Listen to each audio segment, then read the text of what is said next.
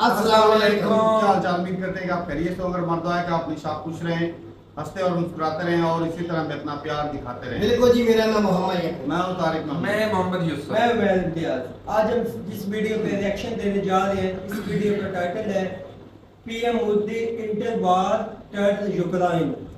तो देखते हैं ये वीडियो और अपना बयान कर देंगे। कौन हम करते हैं 3 2 1 वीडियो स्टार्ट।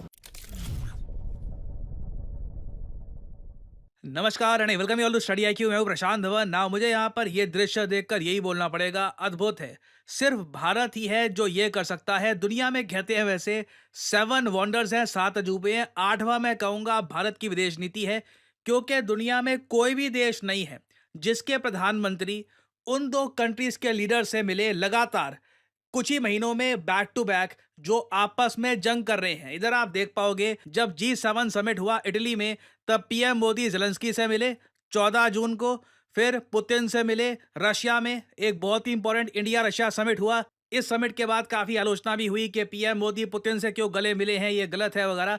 और अब हम देख रहे हैं कि 23 अगस्त को यूक्रेन की राजधानी कीव में जाकर पीएम मोदी यहाँ पे गले मिले हैं जेलेंस्की से। आप बता दीजिए, इतनी फ्लेक्सिबल फॉरेन पॉलिसी किस मेजर कंट्री की होगी? शायद ही आपको दुनिया में कोई एग्जाम्पल मिलेगा। एक्चुअली आज के केस में इंडिया जैसी फॉरेन पॉलिसी किसी भी और देश की नहीं है दुनिया में। और यूक्रेन से जो दृश्य निकल के आए हैं, सबसे पहले तो ये मैं आपको दिखाना चाहता हूं। इधर आप देख पाओगे, ये ट्वीट है भारत के प्रधानमंत्री की। ये कह रहे हैं कि कॉन्फ्लिक्ट, युद्ध, ये देखिए बहुत ज़्यादा डेवस्टेटिंग होता है यंग चिल्ड्रन के लिए। और इन्होंने यहाँ पर कहा है, my heart goes out to the families of children who lost their lives and I pray they find the strength to endure the grief. आपको याद होगा जब पीएम मोदी व्लादिमीर पुतिन से मिलने के लिए गए थे मॉस्को में, उस वक्त जेलेंस्की ने एक ट्वीट कर दी थी और ये कहा था कि देखिए कितनी अजीब बात है कि दुनिया की सबसे बड़ी डेमोक्रेसी के लीडर ये गले मिल रहे हैं एक मर्डरर से। इनके हिसाब से पुतिन एक मर्डरर हैं। तो जेलेंस्की ने आलोचना करी और उसके बाद पीएम मोदी ने व्लादिमीर पुतिन के सामने बैठकर ये कहा कि पीड़ा होती है जब न्यूज़ सामने आती है कि बच्चों पे बॉम्ब्स गिराए जा रहे हैं। क्योंकि जब लिटरली पीएम मोदी मॉस्को में थे, तब रशिया ने कुछ स्ट्राइक्स करी थी कीव में, और वहां पर जो एक बच्चों का जो हॉस्पिटल है वो भी बुरी तरीके से डैमेज हुआ था। तो पहली चीज तो यहां पर हमने ये देखी कि पीएम मोदी गले मिले जेलेंस्की से। बाय द वे मैं ये भी ऐड कर दूं, आपने ये भी सोचा होगा मोदी जी सीधा यूक्रेन में गए कैसे, क्योंकि यूक्रेन में तो जो एयर स्पेस है काफी डेंजरस है। देखिए, मोदी जी पहले गए हैं पोलैंड में। पोलैंड में भी इनकी विजिट बहुत ही ज्यादा इंपॉर्टेंट थी। इंडिया पोलैंड के रिलेशंस काफी हद तक आप कह सकते हैं ठंडे पड़े थे। अब मोदी जी की विजिट के बाद इंडिया पोलैंड के रिलेशंस स्ट्रैटेजिक रिलेशंस में कन्वर्ट हो चुके हैं। इसके बाद अगला पड़ाव ये होगा कि कॉम्प्रिहेंसिव स्ट्रैटेजिक रिलेशंस बने। उसमें थोड़ा सा टाइम लगेगा, बट ये मैं कहूँगा बहुत ही बड़ी उपलब्धि है कि लंबे समय के बाद इंडिया पोलैंड के रिलेशंस को अब एक दिशा मिली है। तो पोलैंड जब एक बार ये पहुंच गए, तो पोलैंड से इनको जाना था यूक्रेन, क्योंकि पोलैंड यूक्रेन की एक बॉर्डर है। और पोलैंड यूक्रेन के बीच में एक बहुत ही ज़्यादा स्पेशल ट्रेन निकलती है, वीआईपी ट्रेन है, जिसका नाम है रेल फोर्स वन। जी हाँ, एयर फोर्स वन नहीं, रेल फोर्स वन। और इस ट्रेन में मोदी जी बैठकर पोलैंड से गए यूक्रेन में, और फिर ये दृश्य यहाँ पर सामने आए। जेलेंस्की से ये गले मिल रहे हैं यहाँ पे। ये उन बच्चों की याद में जिन्होंने जान गंवाई है इस कॉन्फ्लिक्ट में, रशिया यूक्रेन वॉर में, कमेमोरेट किया उनके लॉसेस को। और जेन्युइनली बहुत ज़्यादा हार्ट वार्मिंग इमेजेस सामने आई है। इंडिया ने यहाँ पर दिखाया है कि देखो, हम लोग ऐसा नहीं है कि बहुत ज़्यादा कोई कोल्ड हार्टेड कंट्री है, हमें कोई पड़ी नहीं है कि सिविलियंस की कोई डेथ हुई है नहीं हुई, हम तो न्यूट्रल रहेंगे। इंडिया ने पूरी दुनिया को यहाँ पर यह बताया है कि वी डू केयर। जो सिविलियंस की डेथ हुई है पर्टिकुलरली यूक्रेन में, ये बहुत ज़रा खराब है। और अभी तो देखिए पीएम मोदी का एक बहुत ही हिस्टोरिक स्पीच आपको सुनने को मिलेगा यूक्रेन के पार्लियामेंट में। और अगर आप सोच रहे हैं यूक्रेन के पार्लियामेंट में भारत के प्रधानमंत्री, ये तो पहली बार हो रहा होगा ना। जी हाँ, ये इतिहास में पहली बार हो रहा होगा। यूक्रेन कोई इतना पुराना देश नहीं है। याद रखिएगा, यूक्रेन का जन्म ही as a country, as a modern republic 1991 1992 के आसपास हुआ था, जब यूएसएसआर टूट गया था। और यहाँ पे आप देख पाओगे रशियन मीडिया ही, आरटी इंडिया, यही रिपोर्ट कर रहा है कि कई सोर्सेज से बताया जा रहा है कि पीएम मोदी को इनवाइट किया गया है कि आप आइए यूक्रेन के पार्लियामेंट में स्पीच दीजिए। और अगर यहाँ पे आप सोच रहे हैं कि यूक्रेनियंस ऐसा क्यों कर रहे हैं, इसके देखिए कई रीज़न हैं। इंडिया को अगर यूक्रेन ऐसा दिखा पाए कि रशिया से थोड़ा सा दूर जा रहा है, इनको अच्छे से पता है कि इंडिया रशिया के रिलेशन अभी बहुत डीप हैं, कई मिसाइल्स हैं, दोनों कंट्रीज जॉइंटली डेवलप कर रहे हैं, कई वेपन सिस्टम्स पे मिलकर काम कर रहे हैं, कई डिफेंस डील्स हैं। मगर इस सब के बीच में अगर रशिया का एक बहुत ही पुराना फ्रेंडली कंट्री यूक्रेन के फ्लैग डे में, जी हाँ, यूक्रेन का आज नेशनल डे है जिसको ये लोग फ्लैग डे भी कहते हैं, ऐसे दिन में इनके पार्लियामेंट में खड़े होकर स्पीच देते हैं, ये यूक्रेनियंस के लिए बहुत ही ज़्यादा एक मोटिवेटिंग होगा। यूक्रेनियंस मानेंगे कि ये इनकी फॉरेन पॉलिसी की जीत है कि इंडिया के प्रधानमंत्री यूक्रेन में आते हैं, ज़ेलेंस्की से मिलते हैं और इनके पार्लियामेंट को भी एड्रेस करते हैं। नाउ अगला क्वेश्चन यहाँ पर यह आएगा कि जिस तरीके से इन द पास्ट यूके के प्रधानमंत्री जब गए थे यूक्रेन में, रशिया को काफ़ी सुना कर आए, नेगेटिव बातें बोली रशिया के बारे में। यूएसए के प्रेसिडेंट ने भी यही किया है, कई कंट्रीज़ के प्राइम मिनिस्टर्स, प्रेसिडेंट्स ये कर चुके हैं। क्या पीएम मोदी रशिया का नाम लेंगे? देखिए, ये देखना होगा। पहली बात तो देखो, यूक्रेन के लोग तो इनवाइट करेंगे पीएम मोदी को पार्लियामेंट में एड्रेस के लिए। नंबर 1, पीएम मोदी इस इनविटेशन को एक्सेप्ट करते हैं या नहीं करते, ये इंटरेस्टिंग होगा। नंबर 2, यहाँ पर बात आती है कि रशिया का नाम लिया जाता है या नहीं लिया जाता, क्योंकि रशिया का नाम जैसे लिया जाएगा यूक्रेनियंस एक्सपेक्ट करेंगे कि पीएम मोदी कुछ निंदा तो करेंगे कि रशियंस ने सिविलियंस पे बहुत ज़्यादा बॉम्बिंग करी है, ये गलत बात है। अब सिंस यहाँ पे हम रशिया की बात कर रहे हैं, एक सवाल आपका यहाँ पर यह भी आएगा कि एक बात बताइए कि ये सब कुछ हो रहा है और साथ ही साथ यूक्रेन रशिया के बीच में वॉर भी हो रही है, तो ये कैसे मोदी जी इतना फ्रीली कैसे घूम पा रहे हैं? देखो, मैं यहाँ पर ये बोलूँगा, रशिया ने इंडिया की रिस्पेक्ट में अभी के लिए ना, आज के दिन कीव में कोई भी एयर बॉम्बिंग नहीं करी है। नहीं तो कीव जो यूक्रेन की कैपिटल है, यहाँ पर आए दिन आप देखोगे इस टाइप के एयर सिग्नल्स, ये एयर सायरन्स ये बज रहे होते हैं। यहाँ पे आप देख पाओगे,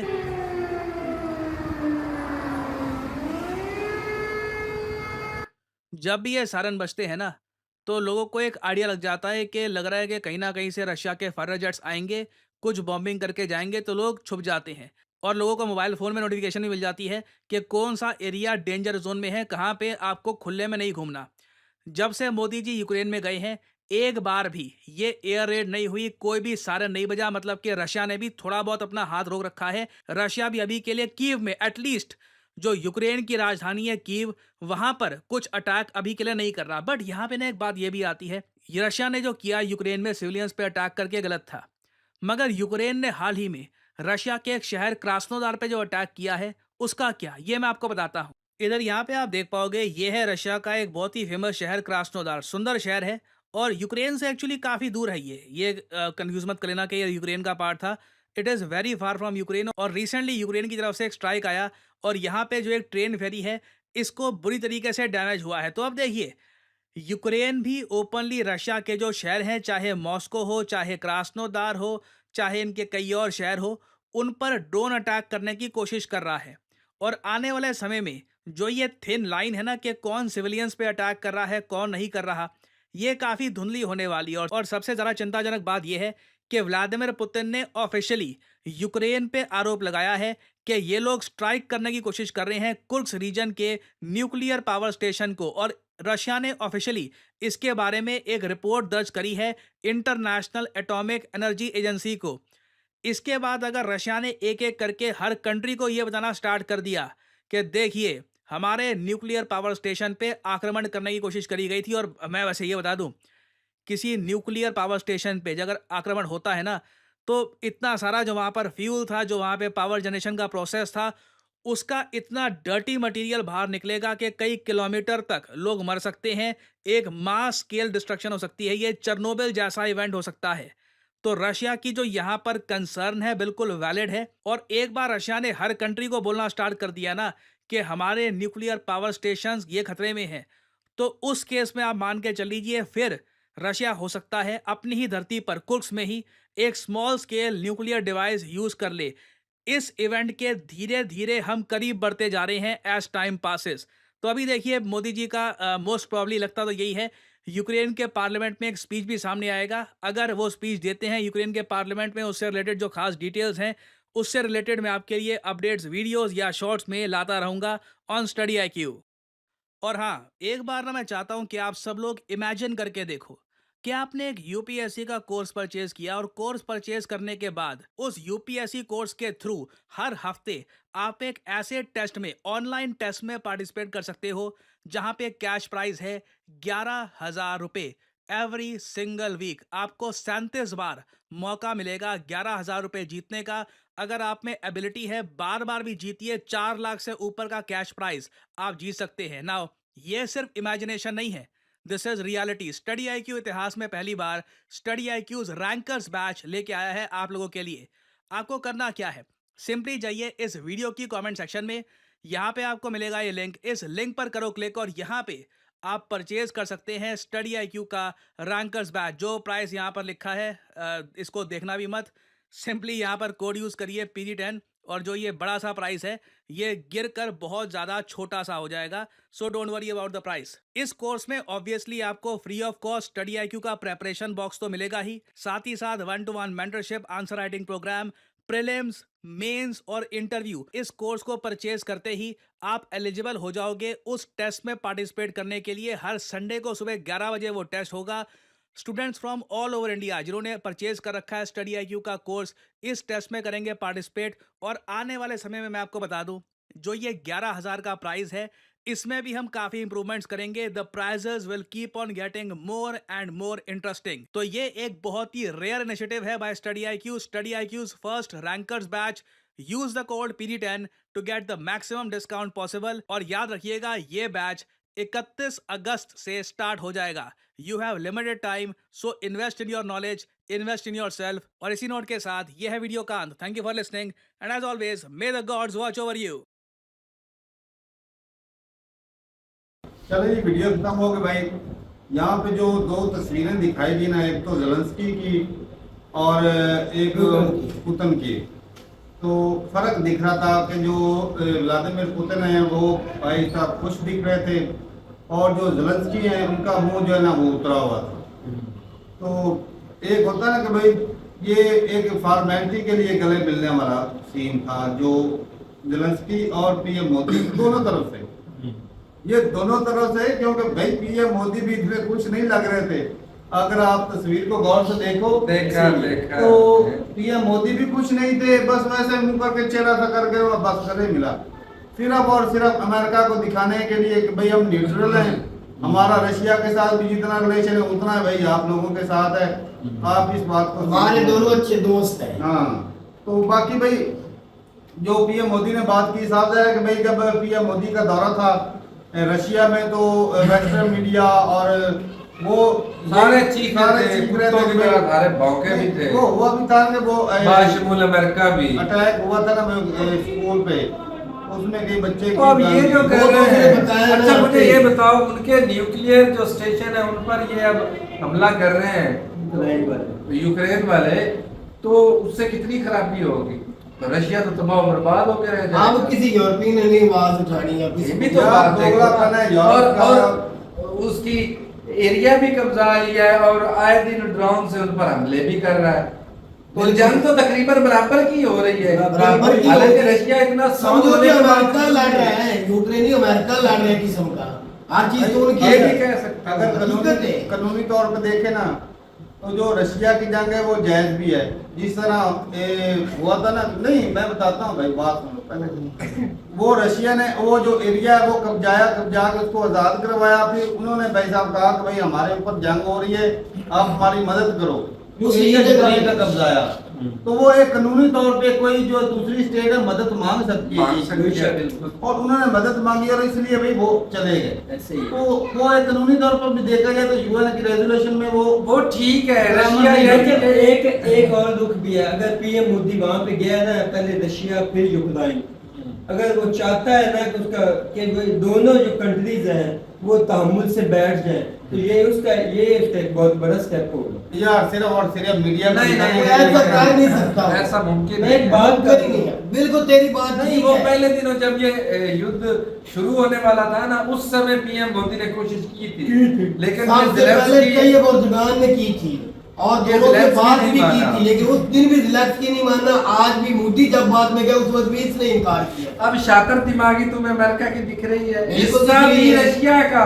तोड़ा भी उससे और उनको आपस में लड़वा रहा करवा है। रहे हैं, ये सारी दुनिया में ऐसे ही करवा रहे हैं। जगह भी उसकी, घर भी उसका, उसके लोगों को उसके खिलाफ ही तो लड़वा भाई रहा उसको है। लालच तो दिया है। चौधरी से बोलते और सिर्फ करने से नहीं है नेटो का मेंबर बनने के लिए, और क्या वो भी वो- नहीं बना भी नहीं रहे हैं। या तो बना देते फिर भी होता है, वो लड़ता हुआ भी अच्छा लगता है। अब जंग बना की भी बात नहीं, हो जानी थी, बिल्कुल। उसी समय रशिया ने पीछे हट जाना था। बनाया भी नहीं।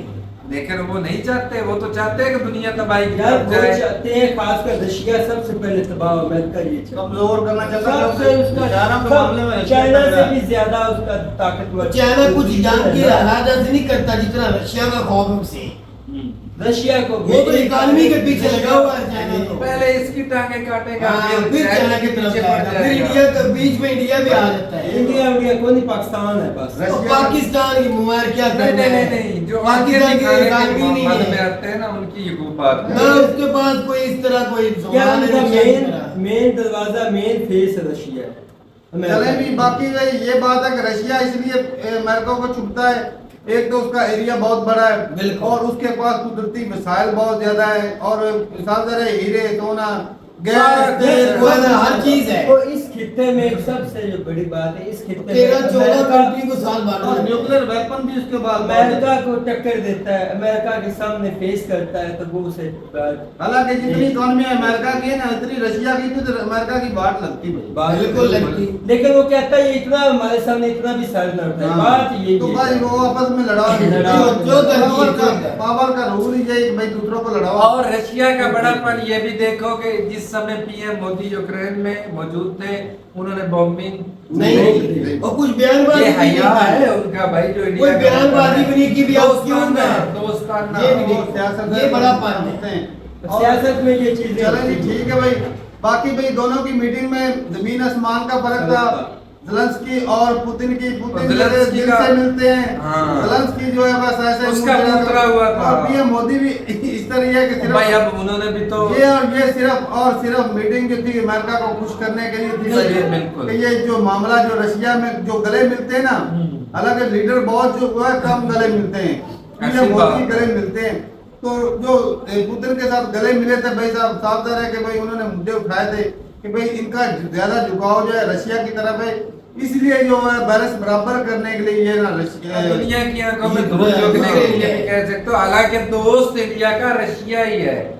47 भाई मदद भी दोनों ने एक वक्त की थी ना। उस समय भी अमेरिका को टक्कर रशिया ने ठीक है भाई, ये ताकतवर है भाई साहब, दूसरों को इस्तेमाल करते हैं अपने फायदे के लिए। बिल्कुल चलें जी ठीक है भाई। लेकिन पीएम मोदी की सियासत अच्छी थी, उन्होंने भाई साहब अमेरिका को थोड़ी सी खुशी देने के लिए ये दौरा भी कर दिया। जी। तो ठीक है भाई, मिलते हैं वीडियो के साथ, तब तक के लिए इजाजत दें। अल्लाह हाफिज।